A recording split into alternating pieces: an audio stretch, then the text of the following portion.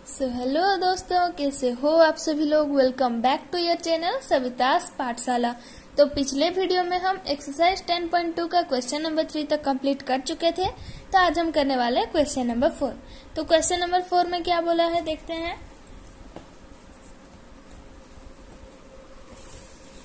तो question number 4 में बोला है proof that the tangent drawn at the end of a diameter of a circle are parallel. ठीक है, तो ये जो क्वेश्चन है ये ज्यादातर तो पूछा नहीं जाता, बट ये इजी भी बहुत ज्यादा है। ठीक है, तो हम देखते हैं इसमें हमें कैसे करना है। ठीक है, तो सबसे पहले हमारा क्वेश्चन नंबर 4 है ये। ठीक है, तो यहाँ पे बोला है कि हमें प्रूव करना है कि दो टैंजेंट हम ड्रॉ करेंगे एक डायमीटर के एंड पॉइंट में, यानी कि अगर हमारा ऐसे डायमीटर है और हम अगर ऐसे दो टेंजेंट ड्रॉ करेंगे तो हमें प्रूफ करना है कि ये दोनों टेंजेंट पैरेलल होंगे। ठीक है, तो यहाँ पे पहले हम गिवन लिख लेंगे। तो पहले ऐसे डायग्राम मत बनाना, पहले गिवन टू प्रूव वो सब लिख लेना, उसके बाद डायग्राम बनाना। ठीक है, तो मैं ये समझाने के लिए बना दी। यहाँ पे हम लिख लेंगे गिवन। गिवन क्या है हमारा, tangents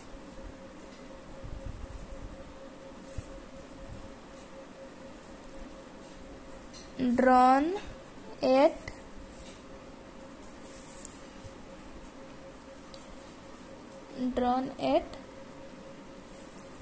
the end of a diameter of a circle। ठीक है, तो ये हमारा गिवन भी हो जाएगा और टू प्रूफ में बस एक्स्ट्रा लिख लेंगे कि हमारा लास्ट में जो आर पैरेलल उसे बस जोड़ देंगे तो हो जाएगा। ठीक है, यहाँ पे टू प्रूफ द टेंजेंट्स, यहाँ पे पूरा क्वेश्चन ही उतार लेना। ठीक है, ड्रॉन एट, अब तो तुम्हें इतना तो हो ही गया होगा कि तुम्हें कैसे क्या गिवन लिखना है, क्या टू प्रूफ में क्या कंस्ट्रक्शन करना है, ये सब तो लिखना आ ही गया होगा, क्योंकि 9th क्लास से हम प्रूफ और वो जो हमारा सीखे थे हम कन्ग्यूरेंट करने वाला, उस सब में भी तो वो हम लिखते थे। तो ये सब तो तुम्हें आ ही गया होगा, है ना। तो तुम्हें क्वेश्चन पढ़ के ही पता चल जाता होगा कि हमें टू प्रूफ में क्या लिखना है और गिवन हमें क्या क्या है। फिर हम लिख लेते हैं at the ends of a diameter of a circle are parallel। ठीक है, तो हमारा टू प्रूफ भी लिख लिए, हम गिवन भी लिख लिए। अब हम इसके बाद बनाएंगे हमारा डायग्राम। ठीक है, तो ये हम डायग्राम ऐसे, डायमीटर तो कैसे भी हो सकता है, ऐसे हो सकता है, ऐसे हो सकता है, या फिर ऐसे करो ऐसे करो, बस वो सेंटर से पास करेगा तो वो हमारा डायमीटर बनेगा। ठीक है, तो मैं ऐसे ले ली डायमीटर और मैं यहाँ पे ऐसे हम पैरेलल लाइन खींच दिए। ठीक है, सॉरी टेंजेंट खींच दिए। हमें प्रूफ करना है कि पैरेलल है।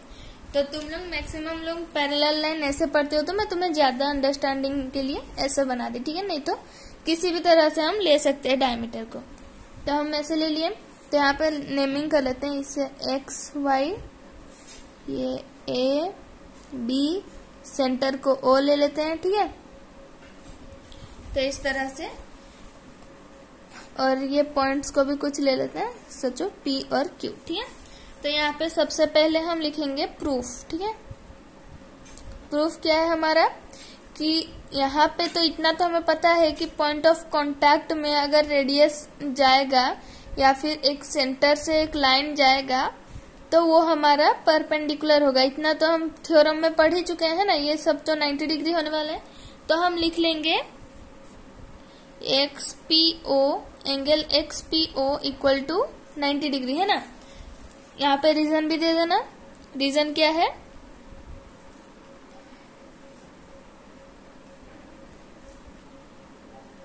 Radius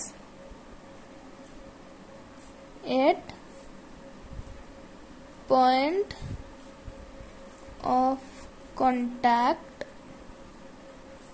is perpendicular to the tangent।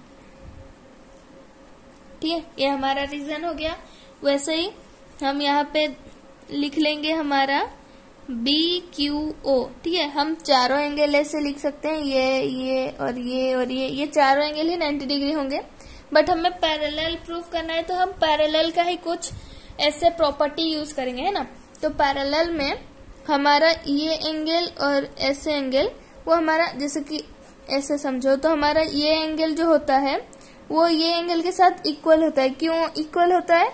क्योंकि वो होता है हमारा अल्टरनेट इंटेरियर, सॉरी ये उल्टा हो गया, ये एक्सटीरियर बन जाएगा, ये ऐसे हो जाएगा। ठीक है, तो ये ऐसे अगर बन रहा है तो ये एंगल और ये एंगल हमारा इक्वल बनता है, क्योंकि वो अल्टरनेट इंटेरियर एंगल कहलाता है। ठीक है, और ये एंगल जो होगा वो इस एंगल के साथ इक्वल होगा। ठीक है, ऐसे हम एक्सटीरियर इंटीरियर सारा हम पढ़े थे, है ना 9th क्लास में। तो वैसे ही इसमें हम इंटीरियर एंगल को प्रूफ कर देंगे तो ये पैरेलल में प्रूफ हो जाएगा।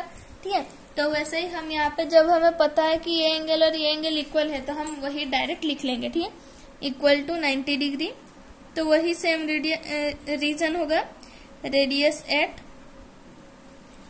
Point of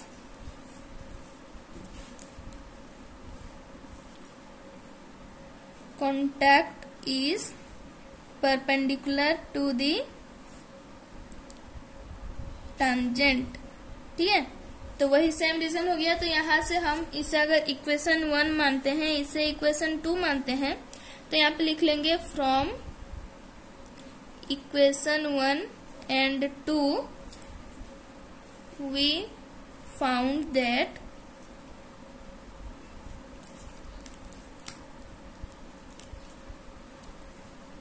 angle XPO equal to angle BQO since RHS is equal।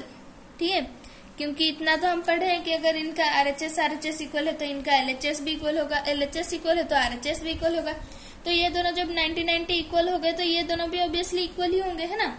तो ये हम लिख लिए। तो उसके बाद हम लिख लेंगे कि दोनों एंगल सेम है, तो हम ये अल्टरनेट इंटीरियर एंगल भी फॉर्म कर रहे हैं, क्योंकि ये दोनों इक्वल है तो अल्टरनेट इंटीरियर एंगल फॉर्म कर रहे हैं। तो alternate interior angle parallel line form करते हैं। ठीक है, पैरेलल लाइन जब होता है तभी हमारा इंटीरियर एंगल से जो होता है वो हमारा इक्वल होता है, जब लाइन पैरेलल हो। बिना पैरेलल लाइन का ये पॉसिबल नहीं है। ठीक है, तो हम यहाँ पे लिख लेंगे therefore the tangents drawn at the end of a diameter of a circle is parallel. ठीक है, आर पैरेलल। ठीक है, तो ये हमारा प्रूफ हो गया। अब ये हमारा क्वेश्चन नंबर 4 हमारा इसी के साथ कंप्लीट हो गया। तो मिलते हैं अगली वीडियो में, जिसमें हम क्वेश्चन नंबर 5 इस एक्सरसाइज का कंप्लीट करेंगे। तो तब तक ले good bye and take care, stay safe.